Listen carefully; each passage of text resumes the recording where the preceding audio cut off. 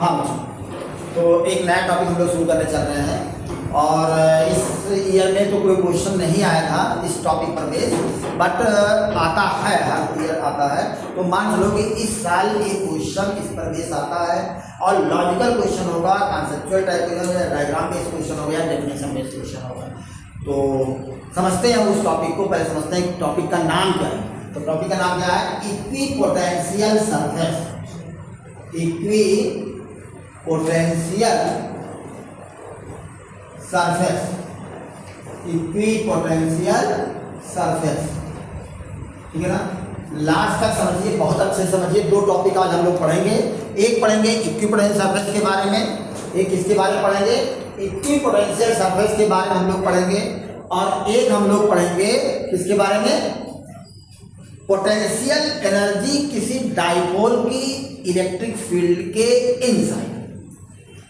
Inside electric field कितनी potential energy होती है किसी डाइपोल की, उसकी चर्चा करेंगे। और हम लोग चर्चा करेंगे इक्विपोटेंशियल सरफेस क्या होता है। चलिए, तो हम लोगों ने बात किया था, थोड़ा सा चलते हैं इसके कॉन्सेप्ट पे, कहाँ से ये वर्ड आया। तो सपोज दैट कि आपके पास ये एक यूनिफॉर्म इलेक्ट्रिक फील्ड है। ये क्या है बेटा? एक यूनिफॉर्म इलेक्ट्रिक फील्ड। कैसा फील्ड है ये? यूनिफॉर्म इलेक्ट्रिक फील्ड है। आगे बात समझ, जरा इमेजिन करो कि कुछ पॉइंट्स हम कंसीडर कर रहे हैं। एक पॉइंट यहां मैंने कंसीडर किया, एक पॉइंट मैंने यहां पे कंसीडर किया, एक पॉइंट जस्ट इस पॉइंट के नीचे कंसीडर किया। जरा बताइए, क्या हर एक पॉइंट का जो पोटेंशियल होगा वो सेम होगा? क्या ए बी सी पॉइंट का पोटेंशियल सेम होगा? अगर नहीं होगा तो ये बताइए किस पॉइंट का पोटेंशियल हायर होगा? ये बात अगर समझ में आ जाए, आगे चीजें भी समझ में आ जाएंगे। किस पॉइंट का पोटेंशियल हायर होगा? बी पॉइंट का पोटेंशियल क्या होगा? हायर होगा। Very good. ए पॉइंट का पोटेंशियल क्या होगा? बी के कंपैरेटिवली क्या होगा? लोअर होगा। जरा बताइए, किस बेसिस पर आपने ये सोचा कि बी पॉइंट का पोटेंशियल ज्यादा होगा ए पॉइंट के कंपैरिजन में? तो शायद आप लोग यही सोचे होंगे कि पोटेंशियल की जो डिफिनीशन वो ये कहती है इंफिनिटी से किसी चार्ज को आप लेके आते हो। बात समझ में आई कि नहीं आई? तो यहाँ पर आपको ज्यादा वर्क करना पड़ा, यहाँ पे वर्क क्या हुआ? कम करना पड़ा। बात पकड़ में आ रही है नहीं आ रही है? अच्छा भाई, जरा सोचो, इसी के जस्ट नीचे एक पॉइंट है, इसी के जस्ट नीचे एक पॉइंट है। तो आप ये कह सकते हो क्या कि जो पोटेंशियल ए का होगा वही पोटेंशियल किसका होगा? सी का। जरा इसी चीज को इस तरह विजुलाइज करते हैं हम लोग इस पिक्चर को। मैंने कहा इलेक्ट्रिक फील्ड इस रूम में कैसा है? मान लो इस डायरेक्शन से इस डायरेक्शन तरफ मूव कर रहा है। इस डायरेक्शन से मेरे राइट से लेफ्ट में जा रहा, आपके लेफ्ट से राइट में आ रहा होगा। मेरे किधर जा रहा है? राइट से लेफ्ट में इलेक्ट्रिक फील्ड जा रहा है। Is it clear? अब ये इलेक्ट्रिक फील्ड लाइंस ऐसे ऐसे ऐसे के लिए एक लाइन ऐसे भी इस तरह से ऐसे लाइंस बनी हुई है ढेर सारी। इमेजिन करिए। अच्छा जरा सोचो कि मैंने कहा कि इस इलेक्ट्रिक फील्ड में एक पॉइंट यहाँ, एक पॉइंट जस्ट इसी नीचे, एक पॉइंट जस्ट इसी नीचे। बात पकड़ में आने की नहीं आती? बोलिए। जरा सोचो, इसी के जस्ट बगल में एक पॉइंट और है, इसके जस्ट नीचे, इसके जस्ट नीचे, यहाँ पर जस्ट सामने, यहाँ पर, यहाँ पर, यहाँ पर। ये जो एक आप पॉइंट देख रहे हो, ऐसे पॉइंट, ऐसे पॉइंट। बात विजुलाइज हो रही है कि नहीं हो रही है? नहीं विजुलाइज हो रही है। थोड़ा समझते हैं, टॉपिक समझते हैं। मैंने कहा कि ये आपने क्या किया, इलेक्ट्रिक लाइन मैंने पॉइंट कहाँ लिया? यहाँ लिया, यहाँ लिया, यहाँ लिया। ये पॉइंट ऐसे ऐसे पॉइंट ले रहा हूँ। कुछ इस कॉपी जैसा एक पिक्चर, एक इमेजिनरी प्लेन आपको दिख रहा है कि नहीं दिख रहा है? विजुलाइज करके थोड़ा सा भाई। मैंने कॉपी आपको इसमें दिखा है। मैंने कहा इलेक्ट्रिक फील्ड ऐसे जा रहा है, ऐसे इस तरह से मेरे राइट से लेफ्ट तरफ। मैंने पॉइंट कंसीडर किया, पहले एक लाइन सीधा ऊपर से नीचे तरफ सीधा एक लाइन, ढेर सारे पॉइंट लिया। ऐसे सोचे यहाँ से एक लाइन से खींच दिया, ऐसे यहाँ से खींच दिया। मेरी बात समझ में आ रही है? इसको ऐसे भी इमेजिन कर सकते हो कि मान लो एक छोटा सा कर्टन है, उसको यहाँ फोल्ड किया है और उसको धीरे से छोड़ दिया, तो नीचे तक आया कि नहीं आया? बताइए, क्या आप ये बता सकते हो इस कर्टन के हर एक पॉइंट का पोटेंशियल सेम होगा। बोलिए बच्चों। और ये जो कर्टन है, ये कर्टन कैसा है, ये एक प्लेन है कि नहीं? बोलिए। और उस प्लेन के हर एक पॉइंट पर पोटेंशियल कैसा आ रहा बच्चों? सेम आ रहा है। तो ऐसे सरफेस को हम लोग क्या कह देंगे? इक्वी पोटेंशियल सरफेस कह देंगे। क्या कह देंगे बच्चों? इक्वी पोटेंशियल सरफेस कह देंगे। A surface in which every point is potential is same, potential is same, उसको हम लोग क्या कहते हैं? Equi potential surface. if electric potential is same everywhere on a surface, then the surface is called equipotential surface। मेरी बात पकड़ में आ रही? बहुत छोटी डिफिनेशन भी एग्जाम में आती है। If the potential, electric potential at every point या each point on a surface is same या everywhere is same, then surface is called equipotential surface। बात पकड़ में आ रही कि नहीं आ रही? जरा सोचो, एक तो ये हमने काटा लगाया, एक प्लेन बना। जरा सोचो इस यहाँ पर थोड़ा सा इसके आगे ऐसे मैंने बना दिया, बोलो बच्चों, तो ये बन जाएगा नहीं बन जाएगा? एक प्लेन ऐसा बन गया। तो अगर इसी को मैं, इस प्लेन को मैं दिखाना चाहूं यहाँ पे, तो ये प्लेन कैसे बनेगा? सोचिए, इस प्लेन को जो इक्विपोटेंशियल सरफेस बन रहा है वो कैसा होगा? ऐसे दिखाऊंगा कि नहीं दिखाऊंगा? तो समझिए बात को, ये ड्रॉ करने को भी आता है इक्विपोटेंशियल सरफेस, तो इसलिए इसकी प्रैक्टिस कर डालिएगा। ये जो आपका बन रहा है, क्या ये इक्विपोटेंशियल सरफेस है?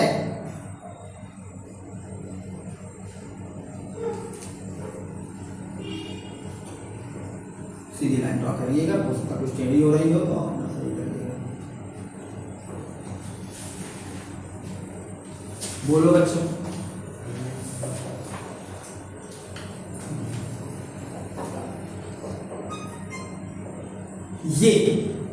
ये जो सरफेस होगा, ये कैसा होगा? इसके हर पॉइंट पर पोटेंशियल क्या होगा? सेम। मान लो ये क्या हुआ, इसका पोटेंशियल कितना? क्या दोनों का पोटेंशियल सेम होगा? क्या दोनों के सरफेस का पोटेंशियल सेम होगा? नहीं, अलग अलग होगा। इसका मान लो पोटेंशियल V1 है, इसका पोटेंशियल क्या है? V2। But these surface are called equipotential surface. Equipotential surface, ये हो गया इक्विपोटेंशियल सरफेस की बात हो गई। बात समझ में आ रही नहीं आ रही? अच्छा भाई, ये तो हो गया इक्विपोटेंशियल सरफेस। अगर ये कहा, ये कैसा फील्ड है? ये कैसा फील्ड है बेटा? Uniform electric field. कैसा फील्ड है? Uniform electric field. कैसा फील्ड है? यूनिफॉर्म। और एक चीज क्या देख रहे हो, जो इलेक्ट्रिक फील्ड है वो इस इक्विपोटेंशियल सरफेस के परपेंडिकुलर। कैसा बच्चों? परपेंडिकुलर है। मेरी बात समझ में आ रही कि नहीं आ रही है? कैसा है? परपेंडिकुलर। बात समझ आई? जरा सोचो, अगर मैंने कहा कि कोई चार्ज, एक कोई पॉइंट चार्ज है, मान लीजिए, क्या है ये? Point charge. इस पॉइंट चार्ज से इक्वी डिस्टेंस पर क्या पोटेंशियल सेम होगा? Is the potential is same everywhere is same at equidistance from this charge. हमने यस सर, पोटेंशियल फॉर्मूला क्या होता है? V is equal to 1/4 pi epsilon naught Q by R। तो R हर जगह क्या है? सेम है, तो पोटेंशियल भी क्या होगा? सेम होगा। जरा बताइए कैसा सरफेस बनेगा? अगर किसी पॉइंट चार्ज से इक्वी डिस्टेंस पर, मान लो हमने कहा R डिस्टेंस, या कोई एक डिस्टेंस मान लो 1 सेंटीमीटर डिस्टेंस दे दिया, इधर भी, इधर भी, इधर भी, इधर भी, इधर भी, इधर भी, तो बताइए कौन सा डिजाइन बनेगा? कौन सा सरफेस बनेगा? सर्कल बनेगा? स्फीयर बनेगा। क्या बनेगा बेटा? स्फीयर बनेगा। तो ये जो पॉइंट चार्ज होगा उससे क्या बन गया? एक स्फीयर बनेगा। एक ये स्फीयर मैंने बना दिया, एक स्फीयर मैंने ऐसा बना दिया, एक स्फीयर मैंने ये बना दिया। जरा बताओ, एक ये स्फीयर बना दिया। बात पकड़ में आ रही है? क्या इन दोनों स्फीयर का पोटेंशियल सेम होगा? क्या इन दोनों स्फीयर का पोटेंशियल सेम होगा? नहीं होगा। क्यों नहीं होगा? इनकी डिस्टेंस यहाँ सेंटर से क्या है? अलग अलग। और यानी कि, लेकिन ये दोनों क्या होंगे? इक्विपोटेंशियल सरफेस होंगे। ये दोनों क्या होंगे बेटा? इक्विपोटेंशियल सरफेस होंगे। इक्विपोटेंशियल सरफेस होगा, इक्विपोटेंशियल सरफेस। और जरा बताइए अब इलेक्ट्रिक फील्ड को जरा ड्रा करो, इलेक्ट्रिक फील्ड लाइन को जरा ड्रा करिए। इलेक्ट्रिक फील्ड लाइन कैसे बनेगी? ये पॉइंट चार्ज था, इलेक्ट्रिक फील्ड लाइन कैसे बनती है? ये इसी तरह से तो जाएंगी, ऐसे तो जाएंगी, रेडियल होगी। कैसी होती है बेटा? रेडियल। मेरी बात पकड़ में आ रही है नहीं आ रही है? और अगर इलेक्ट्रिक फील्ड रेडियल होंगी इन स्फीयर्स के, तो और रेडियस कैसा होता है? सरफेस के परपेंडिकुलर होता है। सरफेस के क्या होता है? तो यानी कि ये जो इलेक्ट्रिक फील्ड है यहाँ पर भी इक्विपोटेंशियल सरफेस के कैसा है बेटा? परपेंडिकुलर। कैसा है? परपेंडिकुलर। तो ये कंक्लूजन हमारा निकल रहा है। कंक्लूजन क्या निकल रहा है? कंक्लूजन ये निकल रहा है कि जो इलेक्ट्रिक फील्ड होता है that always perpendicular to the equipotential surface. Electric field is always perpendicular to the equipotential surface. बात समझ में आ रही नहीं आ रही है? दूसरी बात समझते हैं और देखिए, और क्या खास बात होती है इसकी? अगर मैं ये कहूं कि कुछ और ड्रा कर लेते हैं, कुछ और चीजों का एक ड्रा करते हैं, फिर और इसके प्रॉपर्टी की चर्चा हम लोग करेंगे। जरा सोचिए, अगर मैंने कहा कि एक लाइन चार्ज आपके पास हो, क्या हो बेटा? एक लाइन चार्ज हो। लाइन चार्ज, चार्ज कॉन्फिगरेशन कैसा हो? लाइन चार्ज हो। अच्छा बताओ बेटा, इस यूनिफॉर्म इलेक्ट्रिक फील्ड में जो चार्ज कॉन्फिगरेशन होगा वो कैसा होगा? ये यूनिफॉर्म इलेक्ट्रिक फील्ड कैसे क्रिएट करते हो? दो प्लेट पैरेलल प्लेट के बीच में हम लोग इलेक्ट्रिक फील्ड यूनिफॉर्म।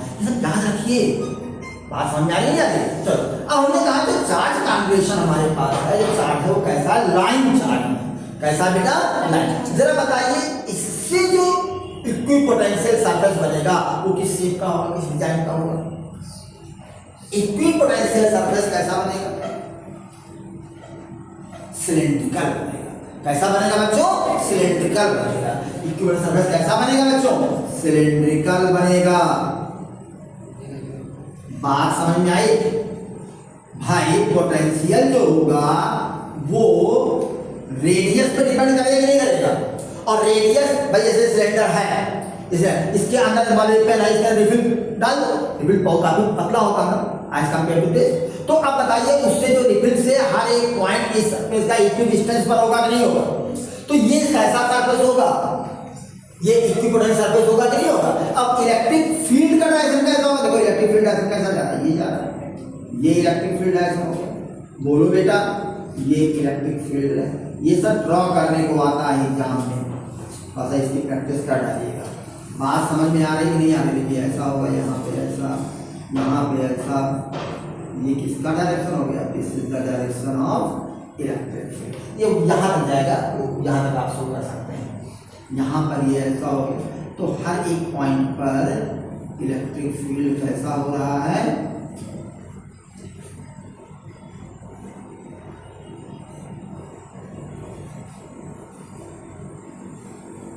बात समझ में आ रही है बच्चों की नहीं आ रही है? ये हो गया, कैसा हो गया? सिलेंड्रिकल हो गया। This is the cylindrical equipotential surface. Cylindrical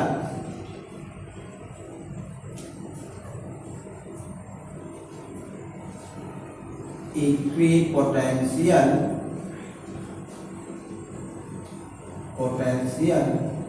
surface, cylindrical equipotential surface. चलिए भाई, अच्छा एक बात ये बताओ बच्चों, तो सोचिए और इसके बारे में।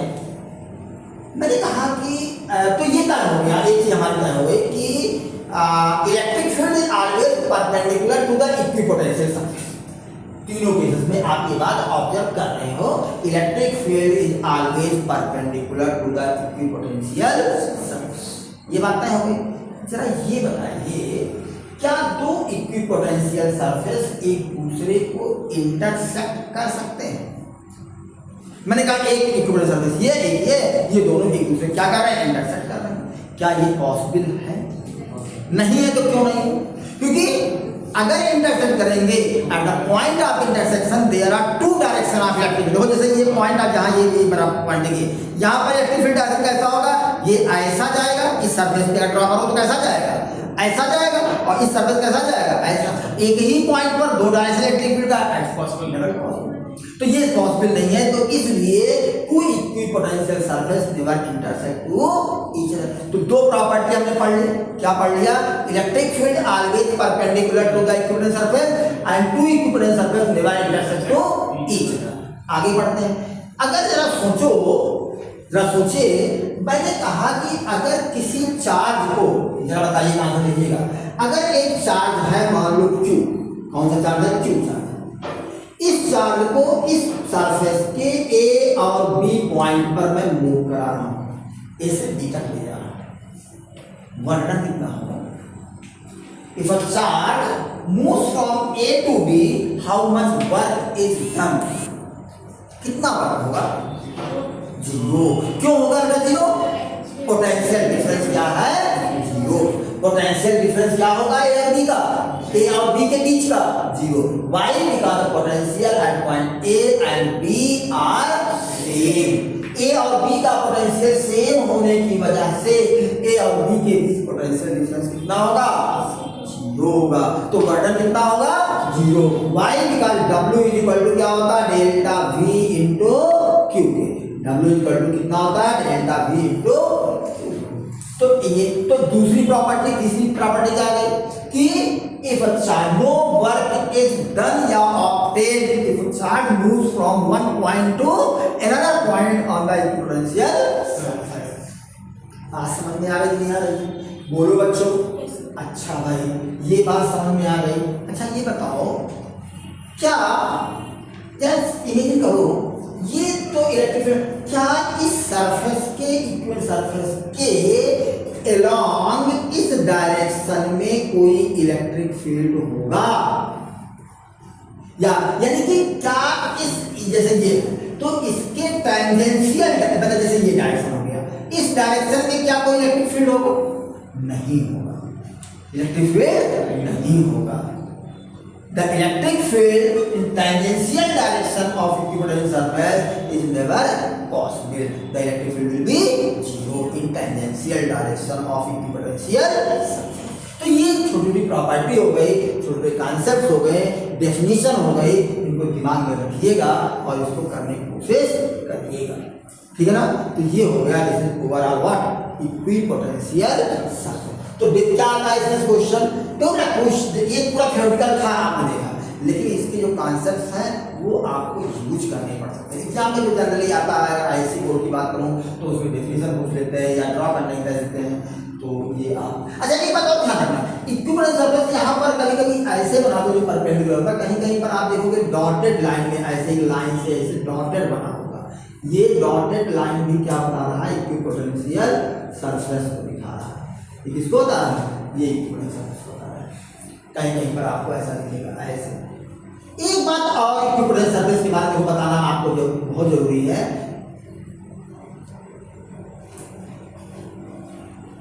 if the equipotential surfaces in any region of electric field are closure in equipotential surface indicate closure equipotential surfaces indicate strong electric field। जहां पर इक्विपोटेंशियल सरफेस किसी रीजन में जहां इलेक्ट्रिक फील्ड है, बहुत सारे ड्रॉ कर सकते हो, तो वहां पर अगर इक्विपोटेंशियल सरफेस बहुत पास में होंगी तो वो क्या बताएगा कि वहां इलेक्ट्रिक फील्ड कैसा है, स्ट्रॉन्ग है। और जहां पर इक्विपोटेंशियल सरफेस जो है दूर होंगी वहां पर इलेक्ट्रिक फील्ड कैसा होगा, वीक होगा। फिर समझिए, इलेक्ट्रिक फील्ड जैसे हमने बताया था इलेक्ट्रिक फील्ड लाइंस के बारे में, इलेक्ट्रिक फील्ड लाइंस अगर क्लोजर होती हैं तो हम कहते हैं स्ट्रॉन्ग इलेक्ट्रिक फील्ड होता है। ऐसे अगर equipotential surface are very close to each other in any region of electric field that indicate strong electric field, and if electric equipotential surface are away in any region of electric field that indicate weaker electric field। बात समझ आई। तो ज्यादा पास में electric field lines होंगी। तो जैसे question कह दिया जाए, ये क्वेश्चन आपके सीबीएसई में है, एनसीईआरटी में क्वेश्चन है कि कहीं पर इलेक्ट्रिक फील्ड जो है इस वाई डायरेक्शन में है और वो इलेक्ट्रिक फील्ड कैसा है, वाई डायरेक्शन में इलेक्ट्रिक फील्ड है, कोई फार्मूला दे दिया, इक्वेशन दे दिया, और वो कैसा है, वो इंक्रीजिंग इलेक्ट्रिक फील्ड है, वो कैसा है, इंक्रीजिंग इलेक्ट्रिक फील्ड है। इस रीजन में वाई डायरेक्शन इलेक्ट्रिक फील्ड कैसा है, इंक्रीज कर रहा है। मेरी बात समझ में आ रही नहीं आ रही है, बोलो बेटा। इलेक्ट्रिक फील्ड क्या, जैसे मैंने कहा E इज इक्वल टू एक इक्वेशन है 2x plus 1 2y plus 1 into J cap, मान लो दिया मैंने। तो y की वैल्यू जैसे जैसे बढ़ेगी E की वैल्यू बढ़ती जाएगी ना। ये कौन सा इलेक्ट्रिक फील्ड है, इंक्रीजिंग इलेक्ट्रिक फील्ड है। किस डायरेक्शन में है, y डायरेक्शन में। किस डायरेक्शन में है, y डायरेक्शन में। बात पकड़ में आ रही है। अब अगर मुझे इसका इलेक्ट्रिक फील्ड लाइंस ड्रॉ करना हो तो क्या ड्रॉ करोगे, जैसे जैसे आप ऊपर जाओगे, सॉरी इक्विवेलेंट सरफेस अगर ड्रॉ करना हो तो कैसे क्या होगा, वो इक्विवेलेंट सरफेस क्या होंगे, क्लोज होते जाएंगे। वो इक्विवेलेंट सरफेस कैसे होते जाएंगे, क्लोज। जैसे मान लो मैंने एक बना दिया यहाँ पर, ऐसा ये बनाया, एक ऐसे बना दिया, एक यहाँ पर ऐसा दूर बना दिया, ऐसे ऐसे दिखा दिया। अब इसके बाद और पास बनाइए, देखिए ये देखो, तो यहां से यहां तक की दूरी कम है, ये दूरी डिस्टेंस क्या है, तो ये क्या बता रहा है, इंक्रीजिंग। ये इक्विपोटेंशियल सरफेस है, ये सब क्या है, इक्विपोटेंशियल सरफेस है। ये सब कैसे पोटेंशियल सरफेस, इक्विपोटेंशियल सरफेस है। क्या है ये, मान लो इसका पोटेंशियल V1 है, इसका पोटेंशियल V2 है, इसका पोटेंशियल क्या है, V3 है। तो V3 इसका पोटेंशियल है। मेरी बात समझ में आ रही है। तो ये क्या कर रहा है, ये क्या बता रहा है, तो यहाँ से यहाँ तक की डिस्टेंस ज्यादा है, यहाँ से यहाँ तक डिस्टेंस कम है, इसका मतलब this indicate what, increasing electric field. ये भी आता बताने को ध्यान दीजिएगा, इसके लिए बात समझ में आ रही नहीं आ रही है, बोलिए। एक ऐसे क्वेश्चन देखिए जरा, इस पर देखो किस तरह क्वेश्चन आते हैं, उसको थोड़ा सा आप लोग कर लेते हैं। एक छोटा सा क्वेश्चन, बात समझने की कोशिश करिएगा और देखिए कैसे होता है, कोई दिक्कत नहीं है। तो ये क्या था, ये तो ड्रॉ करने की बात हो गई, न्यूमेरिकल देखते हैं किस पर बेस, और पोटेंशियल ग्रेडियंट और इक्विवेलेंट सरफेस पर बेस एक क्वेश्चन देखते हैं।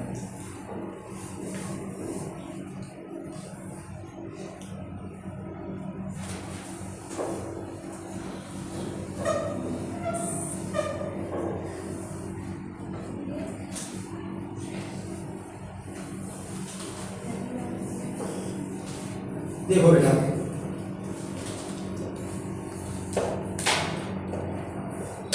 बहुत बेहतरीन क्वेश्चन, बहुत प्यारा क्वेश्चन है, एनसीईआरटी का। एनसीईआरटी का है सर, आई थिंक कहाँ का है देखिएगा, लेकिन है आपको मिलेगा इसका क्वेश्चन।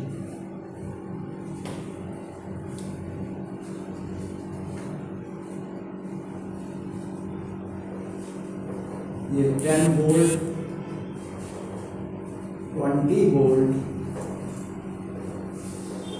30 वोल्ट, ये जी ओरिजिन हो गया, ये एक्स एक्सिस हो गया, ये वाई एक्सिस हो गया, ये 10 हो गया, ये 20 हो गया, ये 30 हो गया, ये 30 डिग्री। ये कितना है, ये एक यूनिफॉर्म इलेक्ट्रिक फील्ड में हमने क्या ड्रॉ कर दिया, इक्विपोटेंशियल सरफेस ड्रॉ कर दिया। बस समझिएगा, ये क्या है, इक्विपोटेंशियल सरफेस है नहीं है, अरे बोलो ना, पकड़ बात आ रही है, बहुत ध्यान से देखो, बहुत सारी चीजें इससे क्लियर होंगी, बहुत सारी चीजें हम निकालते हैं। ये एक्स एक्सिस है, ये वाई एक्सिस, ये इक्विपोटेंशियल सरफेस जो है, this surface makes an angle 30 degree to the x axis. कितना एंगल है, और डिस्टेंस ओरिजिन से इसकी 10 है, इसकी 20 है, और इसकी 30 सेंटीमीटर या मीटर, मीटर का देखिए 30 मीटर है। बात समझाए, इसका पोटेंशियल कितना है, 10 वोल्ट है, इसका कितना है 20 वोल्ट, और इसका कितना है 30 वोल्ट। तो पहला क्वेश्चन इसमें है, draw the direction of electric field. सोचिए, 30 सेकंड आपके पास है, draw the direction of electric field in this region. सोचिए, draw the direction of electric field in this region. बताइए, पहली चीज दिमाग में आपको क्या होना चाहिए, perpendicular, very good, very nice. कैसा होना चाहिए? पर किसके परपेंडिकुलर? इक्विपोटेंशियल सरफेस के परपेंडिकुलर। अब इक्विपोटेंशियल सरफेस के परपेंडिकुलर जो लाइन होगी वो ऐसी कोई लाइन होगी, ये कोई लाइन होगी, बोलो बेटा, ऐसी कोई लाइन होगी, ये लाइन होगी, यहाँ पर ये लाइन होगी, यहाँ पे ये लाइन होगी, बोलो बेटा, ये इलेक्ट्रिक फील्ड का डायरेक्शन हुआ कि नहीं हुआ? बोलिए, बात पकड़ में आ रही नहीं आ रही? अच्छा, अभी डायरेक्शन नहीं बताना है आपको, डायरेक्शन कैसे बताओगे? डायरेक्शन भी तो दिखाना है, डायरेक्शन। अब जरा डायरेक्शन के बारे में सोचो, डायरेक्शन क्या? ये तो परपेंडिकुलर दिखा, पहले कंडीशन तो मिल गई क्या कि परपेंडिकुलर होगा, जो प्रॉपर्टीज हमने पढ़ाई इक्विपोटेंशियल सरफेस के। अब डायरेक्शन क्या होगा? ऊपर भी हो सकता है, नीचे भी हो सकता है, बताइए जरा, ऊपर भी हो सकता है, नीचे भी हो सकता है। अब बताइए किधर होगा, ऊपर या नीचे? ऊपर होगा तो क्यों होगा ऊपर, नीचे होगा तो क्यों नीचे होगा? अब इस चीज को अगर समझना है तो जो मैंने यहाँ पर जब बना रहा था, जो डायग्राम बनाया था, उससे आप पकड़िए उसको। मैंने वर्ड में शायद नहीं बोला तो, लेकिन आप पकड़ सकते हैं पकड़ना चाहें तो। आपने देखा था जैसे जैसे हम इलेक्ट्रिक फील्ड के अपोजिट जा रहे थे, क्या करिए, जैसे जैसे हम इलेक्ट्रिक फील्ड के अपोजिट जा रहे थे, इलेक्ट्रिक पोटेंशियल क्या हो रहा था? इलेक्ट्रिक पोटेंशियल क्या हो रहा था? इंक्रीज या डिक्रीज? इंक्रीज हो रहा था। इलेक्ट्रिक पोटेंशियल क्या हो रहा था बच्चों? इंक्रीज हो रहा। अरे पकड़ में आ रही कि नहीं आ रही? बोलो भाई। देखिए क्वेश्चन, देखिए जितनी चीजें अभी हमने पढ़ी उसी पर बेस्ड क्वेश्चन है। इस तरह से चीजों को जब आप सोचोगे तभी आप क्वेश्चन क्रैक कर पाओगे। मैं क्यों कहता हूं, अगर मैंने एक क्वेश्चन बता दिया, अगर उस क्वेश्चन को ढंग से आपने विजुलाइज कर लिया, अच्छे समझ लिया, तो कोई भी क्वेश्चन ऐसा नहीं होगा जो आप नहीं सॉल्व कर सकते उस टॉपिक पर बेस्ड। मेरी बात समझ आ रही है? तो उसको विजुलाइज करिए, थ्योरी पढ़िए ढंग से, फिर थ्योरी को आप अप्लाई करिए। लेकिन थ्योरी को पढ़ना नहीं, केवल लर्न नहीं करना, रटना नहीं है, कथा नहीं सुननी है, ठीक है ना? कि बढ़िया कोई कथा में आया, बढ़िया कथा सुन रहे, इसके बाद शंख बजा, प्रसाद बटा लेके निकल लिए, नहीं, ऐसा कुछ नहीं। आप विजुलाइज करिए, खो जाइए। जब आप कथा सुनते हो उसको खो जाइए उस सीन में। कोई स्टोरी सुनते हो, मूवी देखते हो, आप क्या करते हो, वहां पे खो जाते हो अपने आप को। वहां अगर एक्शन मूवी है तो अपने आप को बाहर निकल लगता है कि हाँ गिरा देंगे। और कहीं अगर कोई बढ़िया दूसरी वाली स्टोरी हो, लव स्टोरी टाइप की, उस टाइप की हो, तो उसमें अपने आप को आदमी प्ले कर लेता वहां पे लाकर। ऐसे ही आपको खोना है यहाँ। मेरा कहने का मतलब ये, आपको ऐसे ही खोना है। मेरी बात समझिएगा बच्चों, मैं क्या कहना चाह रहा हूँ। जब आप उस तरह से आप विजुलाइज करोगे सिचुएशन को, तब चीजें बहुत अच्छे से क्लियर होंगी। क्लियर हुई बात नहीं? आइए समझते हैं फिर से। तो मैंने कहा कि यहाँ पर यानी कि इलेक्ट्रिक फील्ड के अपोजिट डायरेक्शन में क्या हो रहा था? इलेक्ट्रिक पोटेंशियल इंक्रीज कर रहा था। तो इलेक्ट्रिक पोटेंशियल देखो, यहाँ का 10, यहाँ का 20 या 30, यानी इधर इंक्रीज कर रहा है, यानी इलेक्ट्रिक फील्ड इसके अपोजिट होगा, इधर तो हो नहीं सकता, इधर ही होगा। यानी कि ये इलेक्ट्रिक फील्ड क्या हो गया? डायरेक्शन। बात पकड़ में आ रही कि नहीं आ रही? बोलो बच्चों, ये एंगल कितना हो गया? 90 डिग्री। अब देखिए ये क्वेश्चन एक आपके 1 मार्क्स क्वेश्चन, एक 1 मार्क्स आपने कर लिया, फाइंड कर लिया। अब दूसरा क्या है? Find the value of electric field. अब ये इलेक्ट्रिक फील्ड कैसा होगा? Uniform electric field. कैसा इलेक्ट्रिक फील्ड है? यूनिफॉर्म इलेक्ट्रिक फील्ड है। क्योंकि ये इलेक्ट्रिक फील्ड, ये जो मैंने बताया था ना, डॉटेड लाइन दिखाया था इक्विपोटेंशियल सर्कल, इक्विपोटेंशियल सर्कल मैंने बनाया था, डॉटेड लाइन दिखाया था, ऐसे ड्रॉ कर दो भाई। अगर जैसे मैंने कहा, अगर आप इक्विपोटेंशियल सर्कल ऐसे बना रहे हो परपेंडिकुलर, तो सामने से देखोगे तो सामने का व्यू क्या होगा? एक लाइन दिखेगी। अरे बोलो भाई, तो वो एक लाइन दिख रही है। आगे बढ़ते हैं। तो कैसे निकालोगे? तो कैसे निकालोगे इलेक्ट्रिक फील्ड, बताइएगा। तो हमें उसके लिए क्या करना होगा बच्चों? हमने दो पोटेंशियल, देखो आपने इलेक्ट्रिक फील्ड का फार्मूला क्या होता है? E इज इक्वल टू क्या होता है? जरा बताइए, minus delta V upon delta R। Delta V upon delta R। अब ये बात समझिएगा, delta V potential difference, delta R कौन सी डिस्टेंस है पता है? क्या ये डिस्टेंस होगी? कौन सी डिस्टेंस होती है?